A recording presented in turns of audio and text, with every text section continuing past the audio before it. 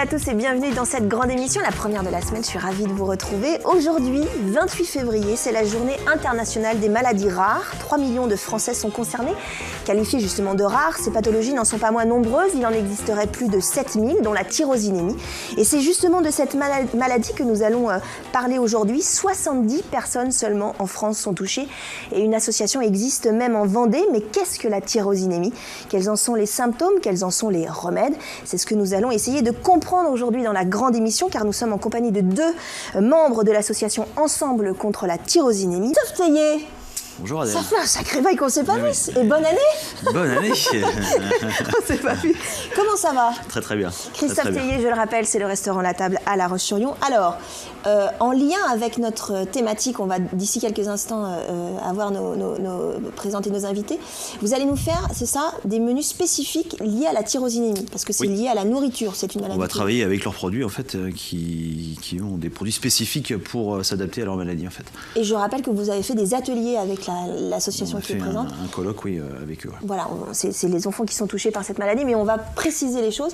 Et on va faire quoi, Christophe? On va faire des spaghettis bolognaises et on va faire une meringue pour voir comment. Et puis on va goûter surtout. On va goûter également, tout à fait. Goût, si ça a une différence avec ce qu'on va faire. Tout à fait. Il va falloir bosser maintenant. On va essayer en tout cas. Ouais. On va se mettre à la hauteur. Ouais, essayez un petit peu. Faites un effort.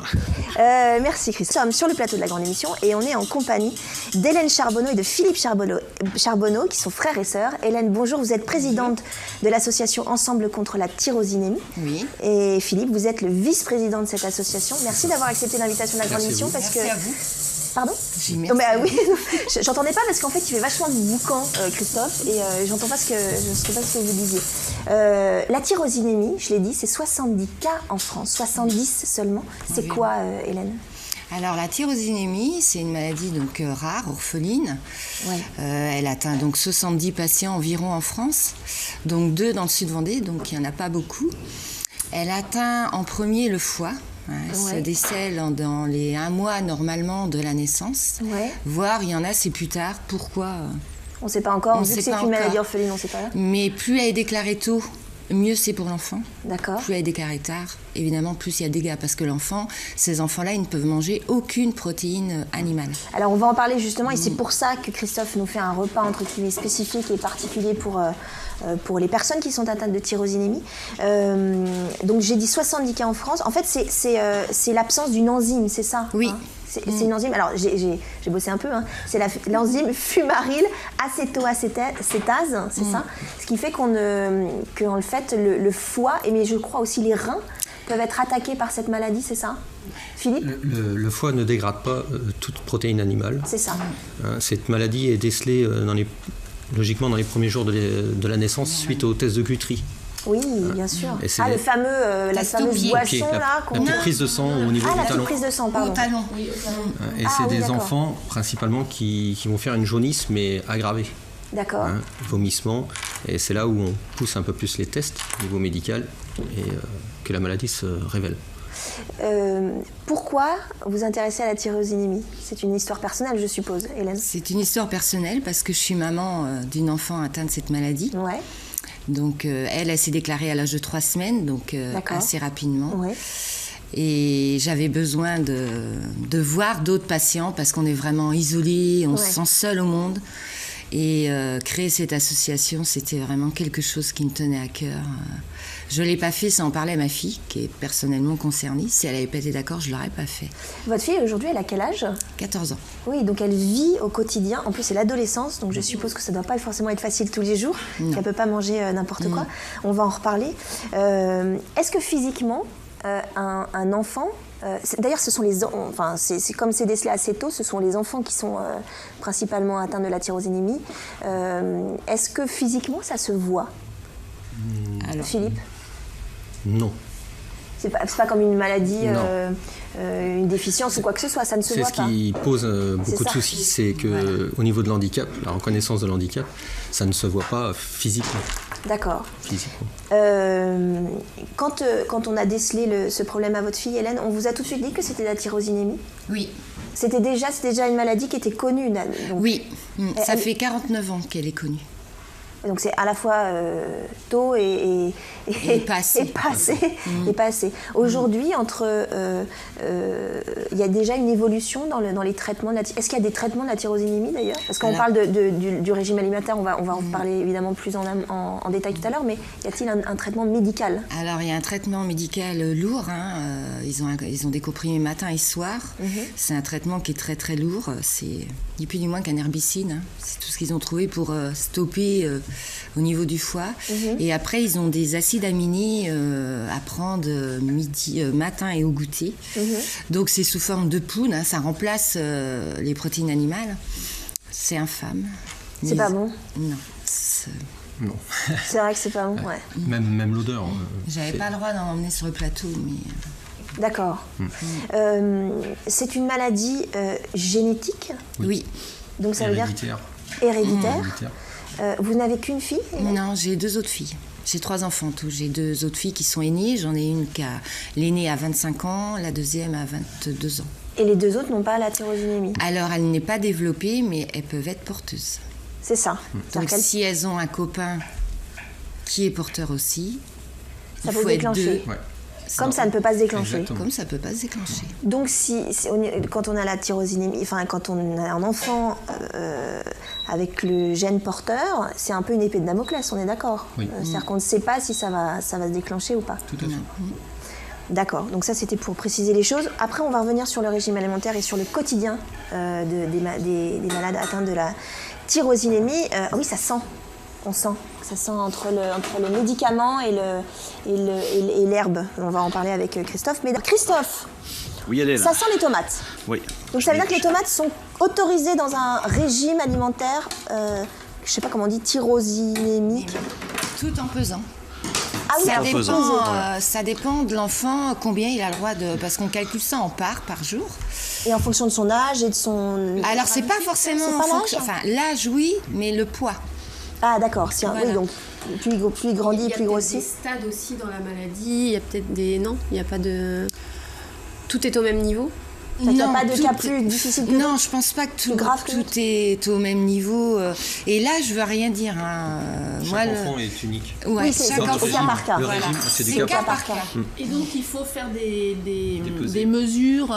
Des pesées tous les jours Oui, à mais chaque repas. pour l'enfant, est-ce que c'est un peu comme un enfant diabétique où il faut qu'il fasse son taux de glycémie pour voir ce qu'il a le droit alors de ça prendre? se fait en hospitalisation de jour. Non, nous, à la maison, on fait aucun test, rien du tout. Alors Christophe, Voilà, donc, moi- ça c'est les tomates. Voilà, donc moi je n'ai pas pesé les tomates parce qu'aujourd'hui on n'a pas. Parce qu'on est des gros mangeurs. Voilà.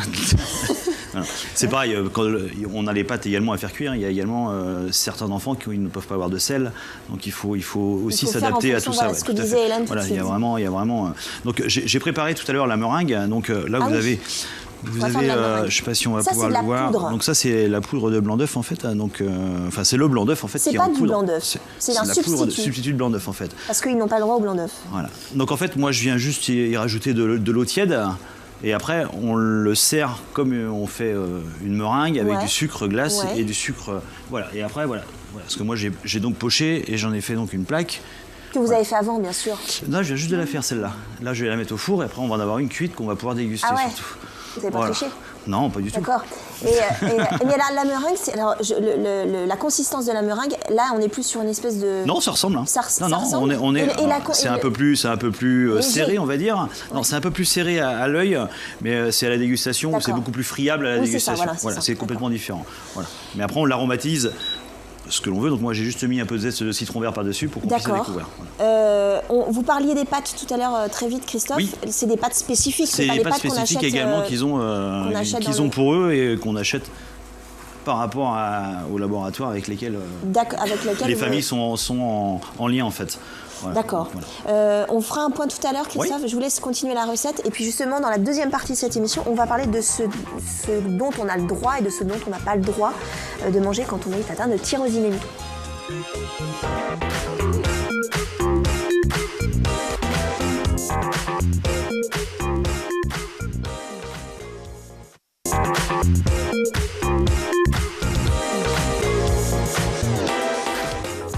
De retour dans la deuxième partie de cette grande émission consacrée à la tyrosinémie dans le cadre de la Journée internationale des maladies rares. C'est aujourd'hui. Je rappelle juste que la tyrosinémie, c'est 70 cas en France, dont 2 dans le Sud-Vendée. Nous sommes en compagnie d'Hélène Charbonneau, la présidente de Ensemble contre la tyrosinémie, de Philippe Charbonneau, son frère, le vice-président de cette association. Christophe Théier est en train de nous préparer un repas adapté aux personnes atteintes de la tyrosinémie, puisqu'il y a tout un régime alimentaire adapté à ça. Et justement, Hélène ou Philippe, quand on est atteint de cette tyrosinémie, donc je rappelle, c'est un problème au foie et ça peut être aussi sur les reins, qu'est-ce qu'on a le droit de manger, qu'est-ce qu'on n'a pas le droit de manger? Philippe, ou Hélène, ou les deux. Aucune protéine animale. Donc c'est-à-dire pas de viande. Pas de viande, pas de poisson, pas d'œufs. Notre quotidien. Pas de lait. Pas de lait. Enfin, Pas de de lait lait. très peu. Très peu. En fait, vous êtes végane, hein. Les tyrosinémiques sont véganes. Non, mais c'est pour... mais pas de lait, pas de... Tout ce qui contient des protéines animales. Pas de pain, pas de... D'accord. Pas de pâtes, pas de gâteau. Qu'est-ce que ça Où sont fait? les protéines dans le pain? Alors, c'est des protéines, il n'y a pas de protéines animales dans le pain, c'est des protéines végétales.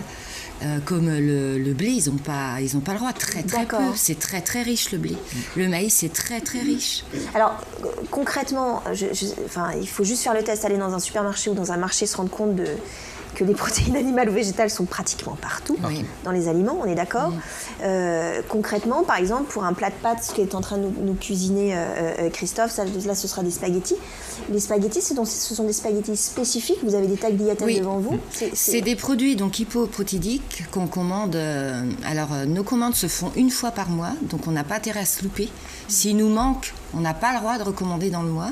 Donc on commande dans une pharmacie centrale à Paris. Donc j'envoie mon bon de commande, j'essaye de rien oublier, sachant qu'on ne peut pas recommander. La commande, elle est faite pour un mois, sachant que des fois, nous sommes en rupture d'aliments. Donc ça, c'est inadmissible. On ne peut pas aller dans un supermarché. C'est-à-dire qu'il y a un labo qui fait ça. Une pharmacie. Une pharmacie qui fait ça. Et qui vous fournit les produits. Vous faites votre marché là-bas, en fait. En gros, c'est ça. Je suppose avec des prix... très élevé, on est d'accord. Concrètement, devant vous, vous avez du pain devant vous, Hélène. Oui.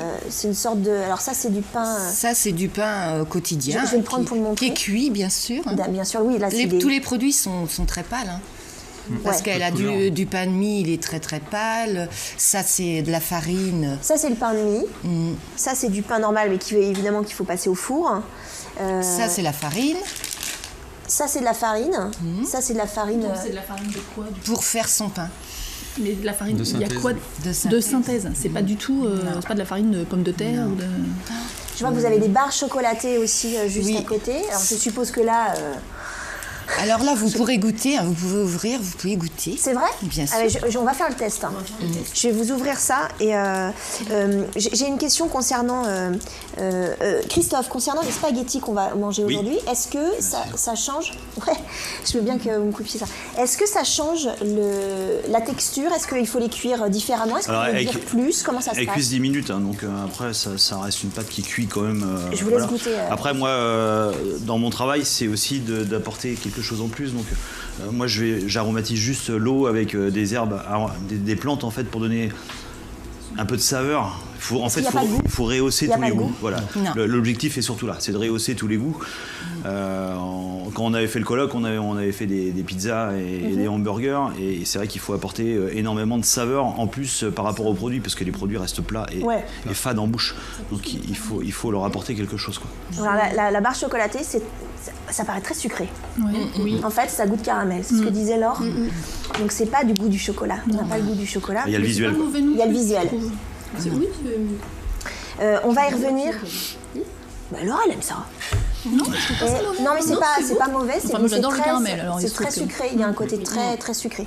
On va revenir évidemment sur le régime alimentaire et sur les conséquences de la tyrosinémie dans le quotidien. Philippe, vous qui êtes plus spécifiquement attaché à la communication de la tyrosinémie, est-ce que vous trouvez qu'on en parle en France ou pas? 70 cas en France. C'est peu. On en parle peu. Donc déjà, on est une jeune association. Ça fait tout juste 2 ans que nous vous l'avez l'avons mis créée. en place. Ouais. On est fiers d'être arrivés où on en est aujourd'hui en 2 ans. Je pense qu'on a fait des très belles rencontres où des gens de longue amitié se sont joints à nous, comme Christophe, pour avancer. Et donc après, je suis un petit peu en contact avec 2 autres associations, donc de pays étrangers, le Pays-Bas et le Québec. Qui sont assez pointus là-dessus. Alors le Québec, il y a beaucoup plus de cas que nous en France. Les éléments que j'ai, c'est à peu près 250 cas. Quand mais parce nous, que on en quoi? a Parce 70. que on sait pourquoi? On a des pistes, mais bon, voilà. Ouais. Donc eux ont plus d'avance parce qu'ils arrivent à déceler la maladie au niveau de la myosynthèse. C'est encore expérimental. Donc mais c'est bien avant, voilà, bien tout avant à fait, la naissance. tout à fait. Tout à fait. Donc c'est encore au stade expérimental, mais ça fonctionne. Mais est-ce que ça veut dire que si on détecte la tyrosinémie bien en amont de la naissance du bébé, est-ce que ça veut dire qu'on peut aussi guérir de la tyrosinémie? Non. Mais il y a des cas de...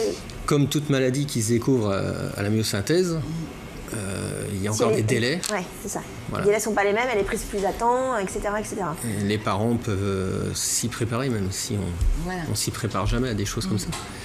Je rebondis sur ce que vient de dire Philippe. Hélène, quand on vous a appris que votre enfant avait été atteint de tyrosinémie, je suppose que ce mot-là, vous ne le connaissiez pas avant. Non. Comment on réagit? Trou noir. La fin du monde. Parce qu'il faut l'hospitaliser tout de suite, c'est pas par chez nous.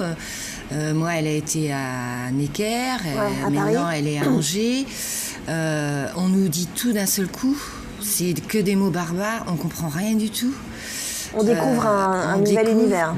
Voilà, ils sont dans des états critiques. C'est le trou noir. Est-ce qu'on peut considérer que c'est une maladie qu'on dit chronique? Non, c'est pas... Il y a des moments ça va mieux, il y a des moments... Est-ce qu'il y a des moments, par exemple, où on peut s'accorder de manger telle chose? Non. Pas du tout. Jamais. Pas du tout. Jamais. Et on sait que ce sera jusqu'à tout le temps. Ouais. Tout le temps. Le régime, il est à vie. Il est strict, à vie, il n'y aura jamais de passe-droit. Hein. Jamais. Votre fille, elle est ado, elle a 14 ans. À 14 ans, on sort, on mange des bonbons, on va au fast-food. Comment ça se passe? Tout ça se passe pas... c'est difficile? Oui, McDo, c'est occasionnel et c'est que la barquette de fruits, Frites. pardon. Et encore, il a fallu que je cherche la teneur de protéines pour savoir combien elle mangeait. Et puis les fruits, c'est tout, et la boisson. Pas d'hamburger, pas de... Elle allait à la cantine? Alors, elle est à la cantine, parce que j'ai voulu qu'elle ait une vie normale. Donc, tous les jours, j'emmène ses repas. J'essaye de faire les menus comme la cantine, évidemment, en éliminant tout ce qui est protéines animales. Mais pour qu'elle ait une vie normale, oui, j'emmène ses repas tous les jours. Ce qui veut dire que l'établissement scolaire accepte aussi. Parce que dans les établissements scolaires, on dit toujours... Ou pas, voilà, c'est ça. Il faut tout le temps se battre. Toujours demander. Tout le temps. Je suis tout le temps en train de me battre pour plein de choses. On n'a pas le choix. C'est la cantine, c'est les voyages scolaires, c'est tout qui est remis en cause. C'est l'exclusion. C'est l'exclusion, souvent. On va reparler de le contexte scolaire de l'enfant, parce que ce sont des enfants la plupart du temps qui sont d'abord atteints et ensuite ils deviennent adultes.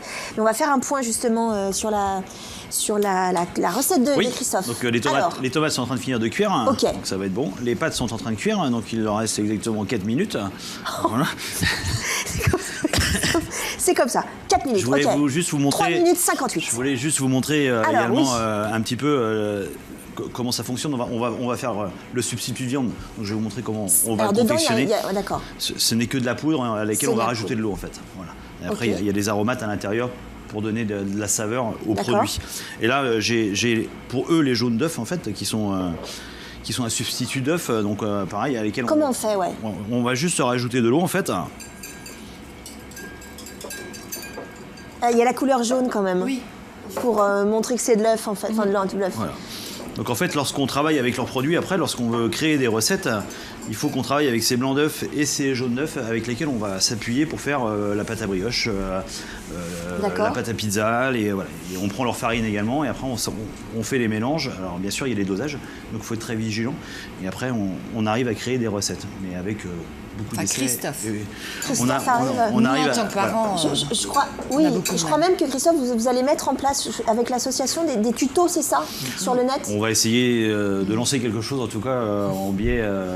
Voilà, c'est un projet qu'on a cette année de faire des petites émissions sur YouTube avec des enfants pour qu'ils puissent, eux, après, réaliser les recettes à la maison, en améliorant les recettes, en leur donnant envie surtout de goûter quelque chose. De goûter et de cuisiner Voilà, pour que ça soit un Tout à plaisir fait. et non plus une vraie contrainte comme ça l'est aujourd'hui. Après, c'est aussi des petites astuces pour les parents parce qu'il faut donner envie aux parents de cuisiner. Je pense qu'il y a ça qui est important pour leurs enfants. Au bout d'un moment, ils se lassent.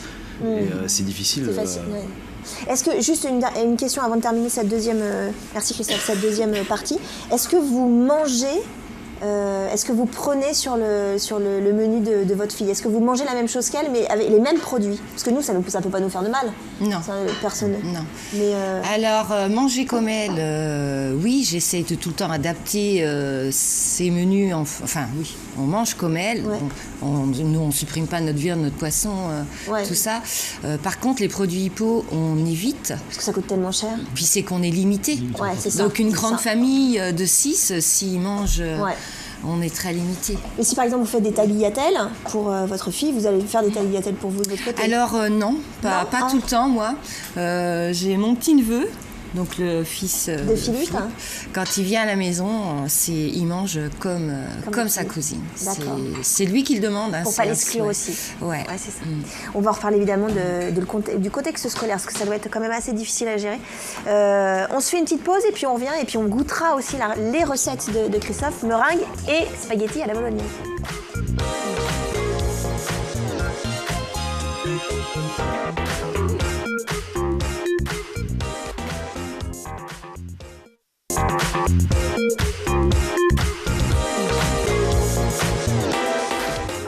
De retour dans la troisième et dernière partie de cette grande émission consacrée à la tyrosinémie. C'est une maladie rare et nous sommes justement, la journée internationale des maladies rares, c'est aujourd'hui. Et nous sommes en compagnie d'Hélène Charbonneau et de Philippe Charbonneau qui sont présidentes et vice-présidentes de cette association Ensemble contre la tyrosinémie qui, en gros, pour la faire courte parce que c'est un peu compliqué, mais attaque le foie et aussi les reins, mais surtout le foie. Et donc qui demande un traitement médical lourd et surtout un régime alimentaire spécifique. Et Christophe Théier est en train de nous faire une recette justement dédiée aux personnes atteintes de tyrosinémie. On va finir tranquillement cette émission sur la tyrosinémie et puis c'est quoi votre prénom? Christophe.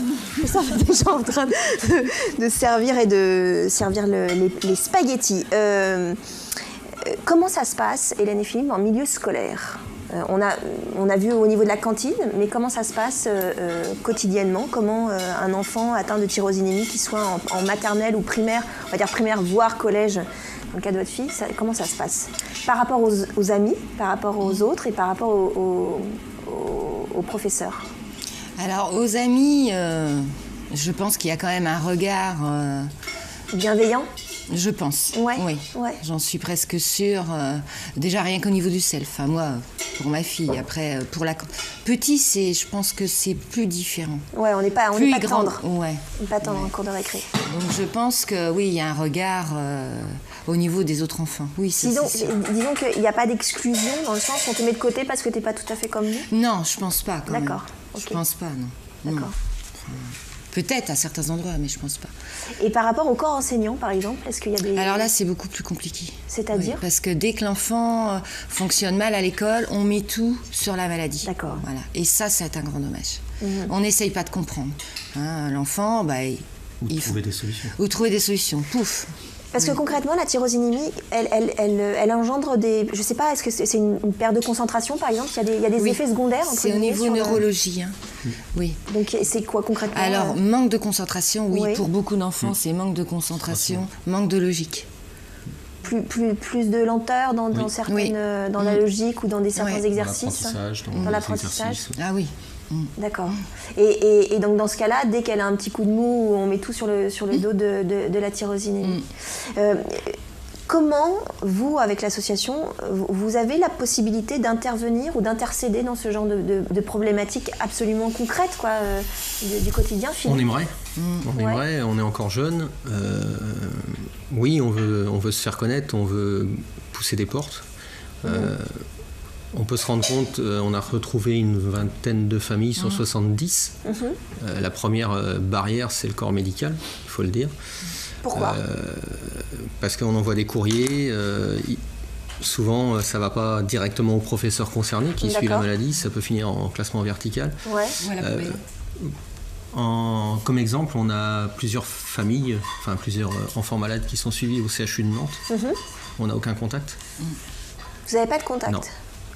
Alors ça veut dire que la Et on a tyrosinée... des parents du nord de la France, du Jura. D'accord, vous n'avez pas de contact de parents qui sont atteints... Non, aussi proches de nous. Aussi proches, oui, Nantes, d'un point de vue Parce que géographique. on doit passer par la barrière médicale. D'accord. Donc, Et ils ne transfèrent pas forcément les coordonnées. Non. Parce que la deuxième en Vendée, on l'a retrouvée par rapport au colloque qu'on a fait et elle habite à 20 km de chez nous. au mois de novembre dernier. Mais pourquoi ils bloquent ? Parce que forcément, le fait d'en parler, ça peut aider. Non, mais surtout qu'ils l'ont... 70 cas en France. Ils veulent pas. 70 cas en France. Donc c'est pas une priorité. C'est ça ? Pas du tout. Et on se rend compte aussi que les dosages sur les enfants, au niveau médicaments et tout, sont différents.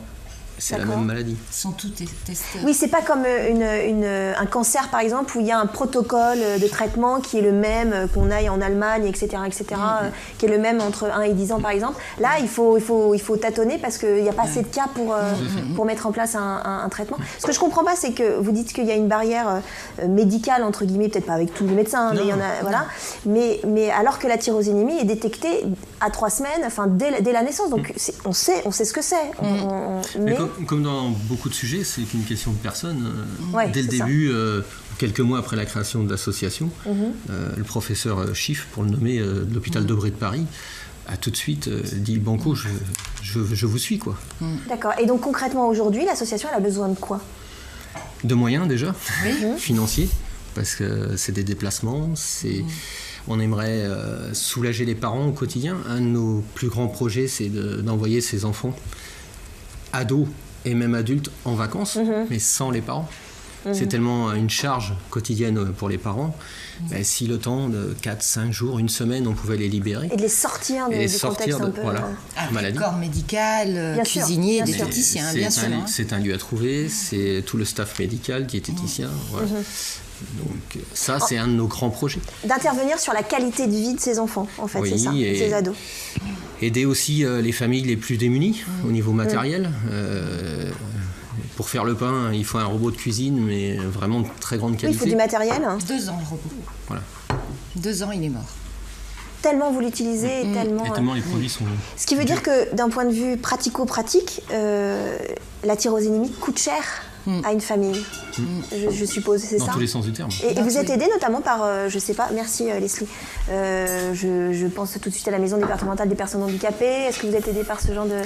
Alors là aussi, j'espère qu'on va avancer sur ce sujet-là, parce qu'on se rend compte aussi que d'un département à l'autre, les aides sont complètement différentes.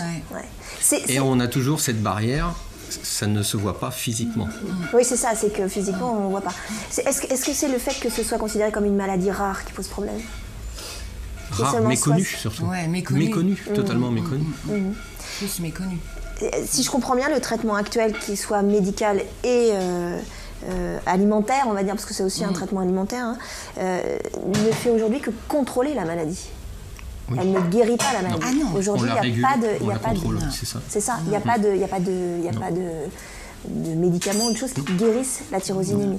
Mais on peut vivre avec la tyrosinémie jusqu'à... Aujourd'hui, les plus âgés. Le plus âgé a une quarantaine d'années. Oui, donc il y a ce... Dans ceux qu'on a retrouvés. Il y a ça. Après, avec... en espérant que la recherche aussi avance très vite sur certaines... Pour qu'elle avance, la recherche, il faut de l'argent. Et... on en est tout le temps au même stade. Parce que le fait de bien suivre le régime alimentaire et de prendre ses médicaments, est-ce que ça permet de stabiliser la maladie ou elle progresse quand même ? Alors, normalement, ça devrait la stabiliser. D'accord. Il y en a, ça progresse. Donc, si ça progresse, c'est nodule sur le foie, ce qui veut dire que c'est greffe du foie. Oui, il y a tout ça. Il y a les conséquences en fait de la maladie derrière. Les reins, les hépatites qui sont contractées, etc. Des choses comme ça.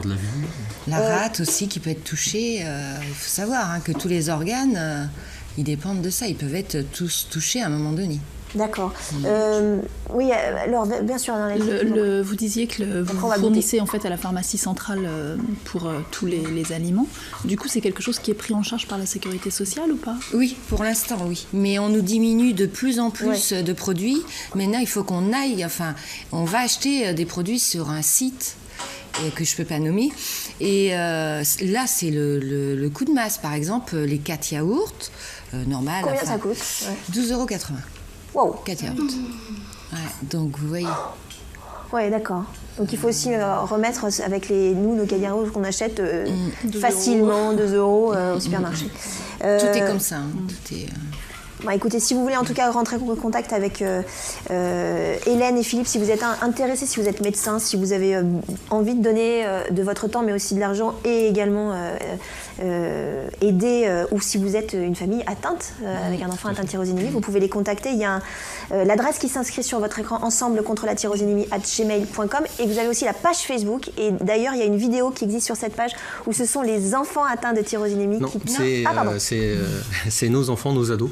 Ah, c'est vos ados, des différents membres de l'association qui l'ont réalisé. Donc, qui ont pris le problème à bras-le-corps. Je vais vous inviter à goûter les spaghettis à la bolognaise de Monsieur Christophe Tellier. Vous avez donc la tomate sur le dessus avec un peu de basilic, les tagliatelles, les spaghettis, et sur le dessous, vous avez la viande. Voilà. Ah oui, alors la viande qui était de la poudre, on est d'accord. Voilà. Donc on va tout prendre. Vous avez goûté? L'idéal, c'est que la viande ne se voit pas spécialement pour... Alors... Concrètement, il y a la texture de la pâte, on est d'accord. Il y a le bon goût de la tomate au basilic. Il y a le bon goût de la tomate au basilic. Après, voilà, il faut et après, tout au niveau rehausser, de la viande, il y a un côté un peu poudreux. Pâteux. Un peu pâteux. Ça reste un peu pâteux. Par contre, il y a du goût, on est d'accord. Oui. Mais après, il faut... Voilà, moi, j'ai aromatisé les pâtes, on a aromatisé bien la tomate, il faut mais même dans la poudre de viande... qu'on a, le substitut qu'on a aujourd'hui, il y a énormément d'herbes aromatiques dedans en fait pour rehausser il y a un côté pâteux. cette poudre. Voilà. On reste quand même avec une saveur, mais après voilà, si on lui amène des choses à côté à laquelle ils ont le droit surtout, voilà. Merci beaucoup Christophe. Je rappelle juste que Christophe, c'est le restaurant La Table, c'est à La Roche-sur-Yon, et il n'y a pas de menu. Comme ça, à la table, on le précise aussi. Vous travaillez par contre avec l'association pour que les enfants puissent se créer aussi leurs recettes et travailler et prendre le goût de manger. Je pense que c'est ça aussi l'important. Merci beaucoup Christophe. On se voit très vite, parce qu'on ne va pas attendre 2 mois avant de se voir. L'année prochaine? Non. Merci beaucoup. Les filles, on se voit la semaine prochaine. Merci Hélène, merci Philippe. Vraiment longue vie à cette... Enfin longue vie, non, je vais pas dire longue vie, parce que si l'association elle dure longtemps, ça veut dire que la maladie est toujours là. Vous embrasserez votre fille pour nous. Merci beaucoup. Je vous souhaite une très belle soirée sur TV Vendée. Je vous dis à demain.